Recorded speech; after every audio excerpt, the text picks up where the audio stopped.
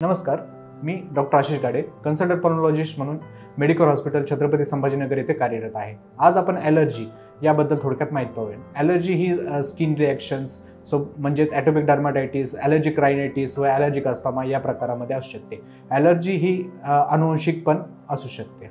ॲलर्जीचे निदान करण्यासाठी मुख्यत्वे आपण काही रक्ताच्या तपासण्या करतो, सोबतच काही स्किन टेस्ट जसे सेन्सिटिव्हिटी टेस्ट आहेत ते आपण करू शकतो। ब्लड टेस्टमध्ये आपण मुख्यत्वे ब्लड इओसिनोफिल काउंट्स व सोबत सिरम IgG लेवल पाहतो। सेन्सिटिव्हिटी टेस्ट ज्यामध्ये skin prick test, patch test यांचा समावेश होतो।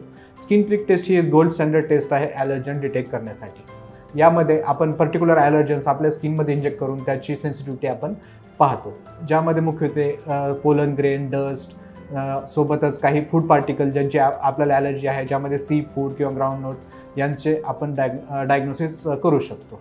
स्किन प्रिक टेस्ट ही एक OPD बेस्ड प्रोसिजर आहे, ज्यामध्ये आपण पर्टिक्युलर ॲलर्जन आपल्या स्किनमध्ये इंजेक्ट करतो। ही पेनलेस प्रोसिजर आहे व ज्यामध्ये आपल्याला बऱ्यापैकी आपले जे ॲलर्जन्स आहेत त्यांचा निदान करता येते।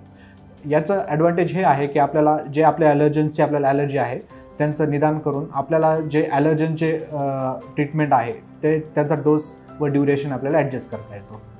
जर आपल्याला अशी काही लक्षणे असतील, सोबतच काही जेनेटिक ॲलर्जिक कंडिशन असतील, तर आपण मेडिकल हॉस्पिटल छत्रपती संभाजीनगर येथे संपर्क साधून आपल्या ॲलर्जीचं निदान व ट्रीटमेंट करू शकता। धन्यवाद।